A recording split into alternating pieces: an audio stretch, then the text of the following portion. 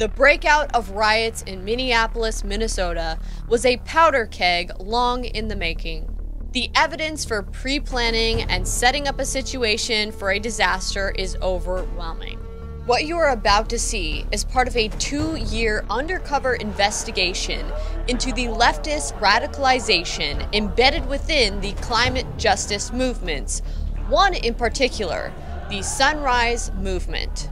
These escalations, these actions can be really, really dangerous. Uprisings, including actions like burning buildings, are legitimate and powerful forms of resistance. So last night, when that police station went up in flames, me and my girlfriend, we poured shots. We were happy. This moment in history is a coin toss between freedom and fascism.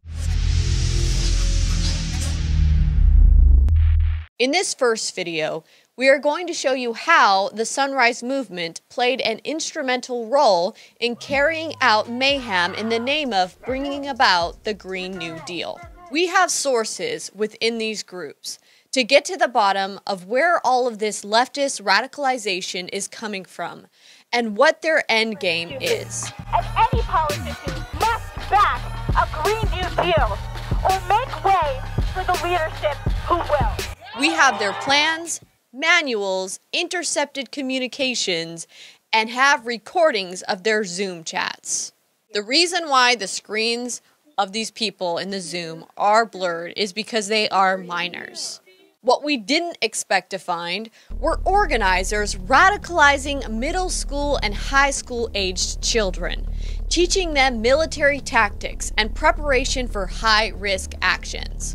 Some of these tactics include escalation provocation techniques, blocking freeway traffic, and how to get arrested, bogging down law enforcement in the name of destroying capitalism to make way for their Green New Deal. Why be in school if we're not going to have a future? What some parents may have thought were innocent youth organizations, genuinely fostered and ran by children, are actually monolithic structures with private intelligence military contractors and foreign interests influencing children to carry out their subversive objectives. Everybody get arrested. Powers come down. Behind the Sunrise Movement is an organization called Momentum. Just some quick things to keep in mind is that when we escalate, our target is always the public. So even if we're targeting a senator or another decision maker, escalation should be a response, not a reaction to what's going on. And I think again, just what that means is your escalation should be deeply grounded in your movement's DNA. It should be deeply grounded in your strategy, not just a knee-jerk sort of bottlenecked reaction. Instead of studying in a classroom, we're building an army of young people across the country starting right now. So we'll be thousands strong by the time the election arrives. They are calling on children to help escalate the mayhem. These escalations, these actions can be really, really dangerous for a lot of folks. There's a lot of, especially I think with escalated actions, often police are involved, or there's could be nasty onlookers, or you're doing an action in DC and there's a bunch of really evil MAGA teens over in the corner. Notice they want privileged white suburban children to be on the front lines of the risk actions. A really important thing to think about as Sunrise, which is right now a predominantly white and predominantly middle, upper middle, managerial class movement. Every one of us has a lot of work to do to end these systems, and the more privilege we have in relationship to Blackness, the more responsibility we have to fight to end these systems. It should be noted that Aaron Berger, the international advisor for the Sunrise Movement, is the CEO for Asymmetric Solutions, a military contracting company that specializes in military training, cybersecurity, and global strategies.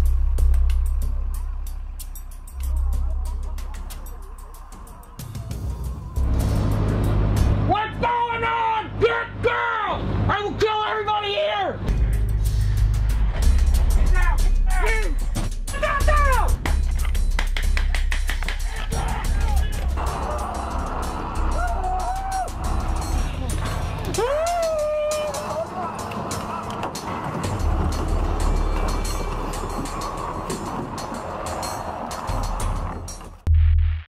organizers of these youth non-government organizations, or youngos, embellish white supremacy as a systemic problem, hyper-focusing on statistically rare instances of racial inequality and injustice, while ignoring great strides of progress the United States has made over the past century towards equal opportunity and criminal justice reform.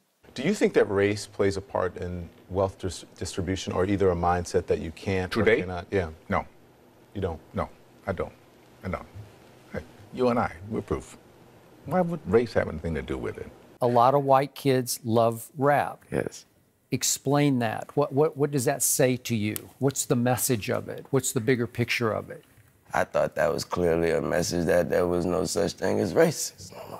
To anyone who believes that America is institutionally racist, I'll challenge you to do this. Go into communities and deal with problems by examining the roots of those problems. Education, a family structure, the growth of liberalism to a point of progressivism beyond any imagined course. What's your thought on Black Lives Matter? Don't come at me with that dumb man.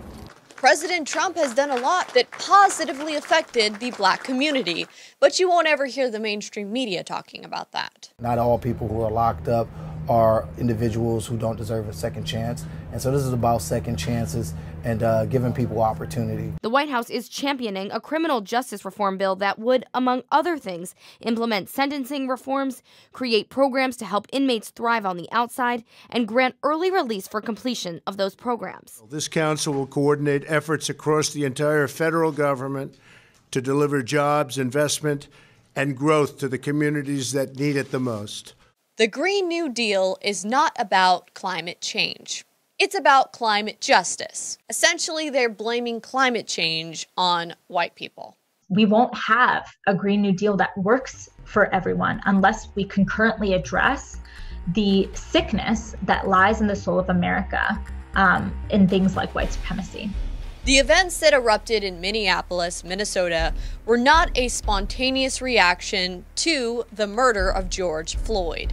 These were well-planned events, anticipating some perfect trigger points to bring about the new normal, a world without police, without borders, without industry, without wealth, without private property, without an economy.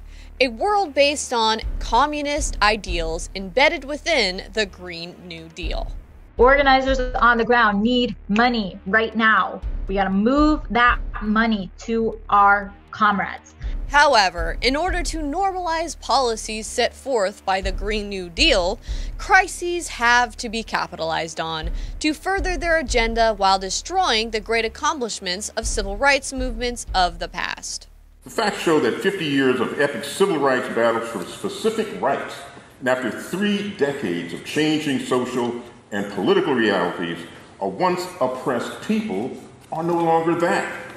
The breakout of riots in Minneapolis, Minnesota was a powder keg long in the making. From abusive police training, utilizing warrior and fear-driven tactics, to key radical players and organizations put in place. And it's khakis and a white shirt covered in swastikas, goes up in flames. Thousands of people here, and the police don't really have it separated between the people pro-Trump, the people against Trump.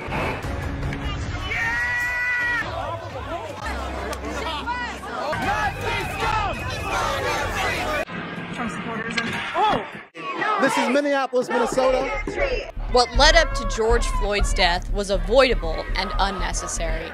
The evidence for pre-planning and setting up a situation for a disaster is overwhelming. The goal was to kick off a national and international revolution of the likes the world has never seen, based off preventable and even instigated situations, creating political capital for leftist radicalization.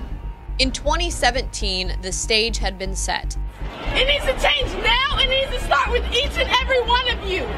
The youth climate strike at the Minnesota State Capitol, a breeding ground for recruitment, was recorded and promoted by Unicorn Riot, a leftist media organization based out of Minneapolis with video libraries promoting Antifa, who provided the most up-and-close coverage of the Minneapolis riots.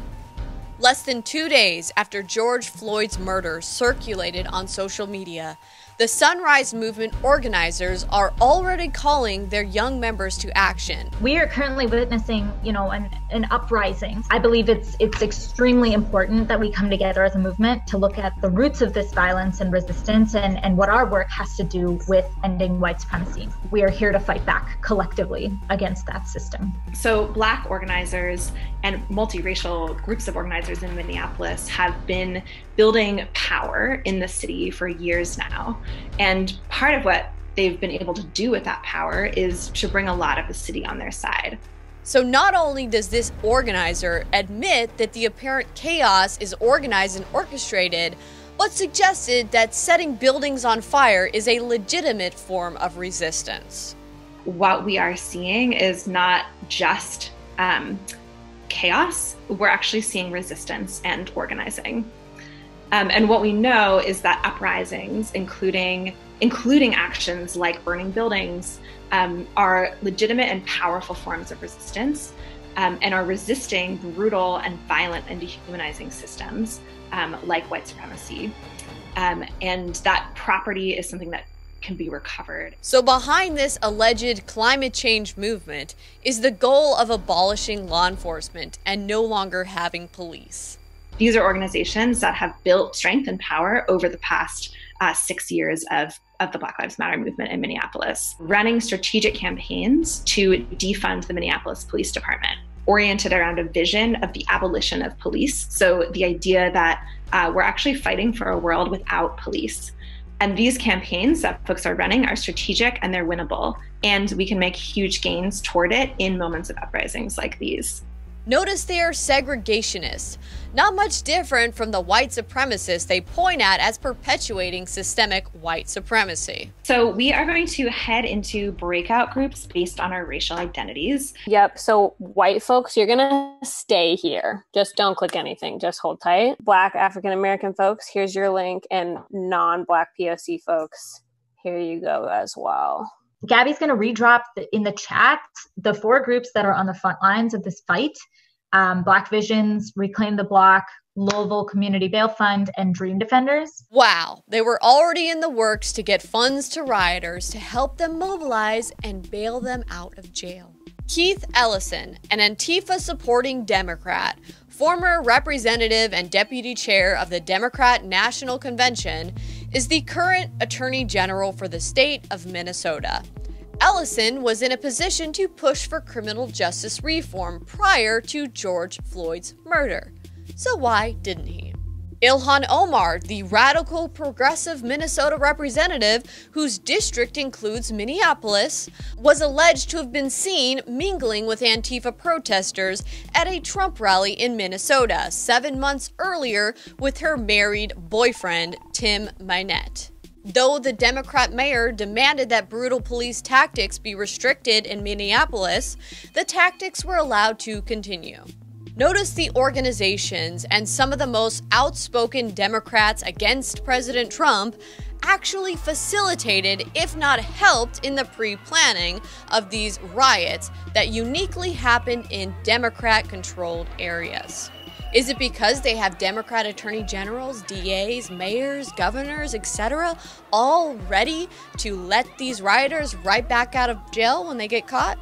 Ilhan Omar has been an apologist for militant groups fighting in Syria, fighting alongside with Antifa militant groups. Groups like the International Revolutionary People's Guerrilla Forces, it is clear that this is the time for anarchist revolutionaries to act without hesitation. Where was she when preventative measures could have been taken to prevent the riots? Facial recognition has confirmed that Ilhan Omar and her boyfriend Tim Minette were in attendance at the riots following the Trump rally in Minneapolis. Oh yeah, and did I mention her daughter was promoting Antifa during the riots? And the governor of Minnesota's daughter was tweeting out police locations to Antifa during the riots. Or how about Keith Ellison's son a legislator in Minnesota calling for police abolition. And what about Representative Kaine, you know, Hillary Clinton's running mate?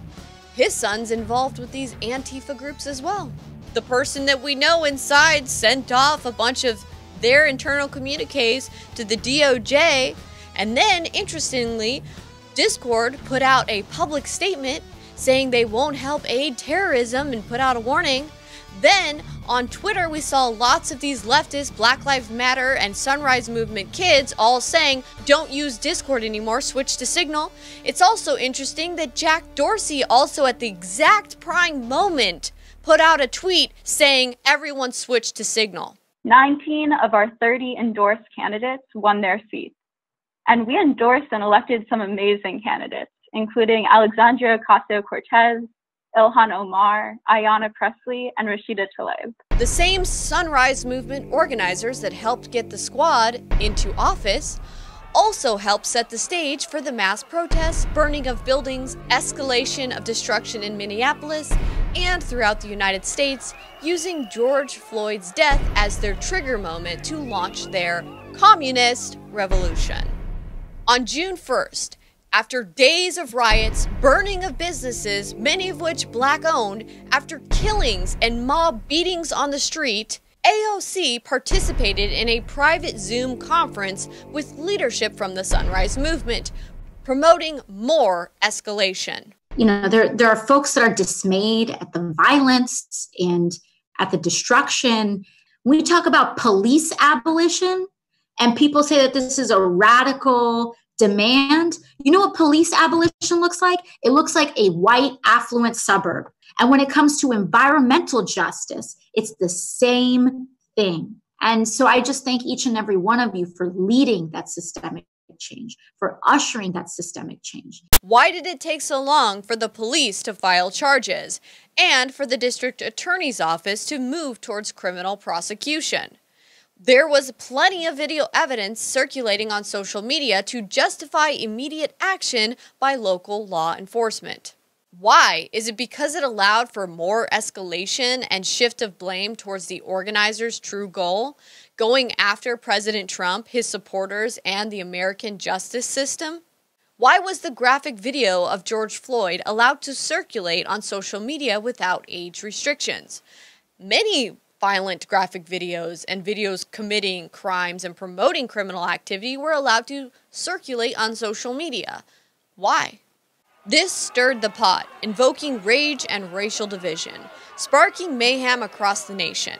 Social media platforms also served as tools for rioters and looters to communicate, coordinate, and undermine law enforcement's ability to quell the situation. Last night, when that police station went up in flames, me and my girlfriend, we poured shots. We were happy. It was a celebration in this house. Multiple police stations in Democrat-ran areas were set on fire and destroyed. Why? Running strategic campaigns to defund the Minneapolis Police Department, oriented around a vision of the abolition of police. So the idea that we're actually fighting for a world without police. And watch, the charges against the police officers probably won't stick. And another set of race riots will be launched demonizing Trump and his base. Not the Democrat leadership that created this mess. Oh no, white people that foolishly take the bait and grovel thinking that their submission to skin-deep guilt will serve as their penitence for fake racial division. I work for Black Lives Matter. I'm sorry that I scared you. But since I work for that company, my CEO has told me to come out today and to bring you on your knees because you have white privilege. And could you just please apologize for, for your white privilege? Just apologize? I am. You a racist? You a racist? I don't think so. Yeah, whatever. What is a racist, guy? You don't even know what it is. It's not in the dictionary. It's not even an English word, man. It's a game that you play on a street corner. This is just the beginning. In our next video, we will show never-before clips of Sunrise Movement organizers claiming to have been sexually assaulted by Democrat presidential candidate Joe Biden and other Democrat leaders. Lucy Flores started coming forward about Biden last year, it opened up this whole space to talk about this. that hadn't existed before. What he did to her and to me and to other women who came forward was wrong and harmful. My story is one that I was assaulted by a currently elected Democrat. We're going to keep pressuring Biden, and we have a lot of leverage right now to do that. And right now, what we're really trying to lean into is hearing feedback from folks in the movement, hearing about what people think is the most strategic thing for us to do, and we're really not like rushing into anything. They openly discuss exploiting their own victimization to leverage Joe Biden into having AOC as part of his campaign's climate change task force team, while teaching middle and high school children how to sacrifice their own moral standards for political gain. Please remember to share my articles and my video reports about this so you can share the truth and spread it far and wide. There's too much fake news out there, and this is a very critical time where we need you guys to help disseminate information as much as possible. Please remember to always check back in at millennialmillie.com for more exclusive reports. You can also support me at Millie Weaver on Subscribestar by making a donation, or you can go to InfoWarsStore.com and make a purchase. Thank you so much. What are champions made of?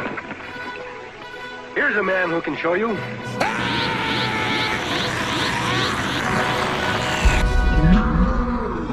888-253-3139, 888-253-3139, 888-253-3139 is the InfoWars Store hotline. 888-253-3139, 888-253-3139, 888-253-3139 is the InfoWars Store hotline. 888-253-3139 is the InfoWars Store hotline. 888-253-3139 is the InfoWars Store. Frank! 888-253-3139 is the InfoWars Store hotline. 888-253-3139 is the InfoWars Store.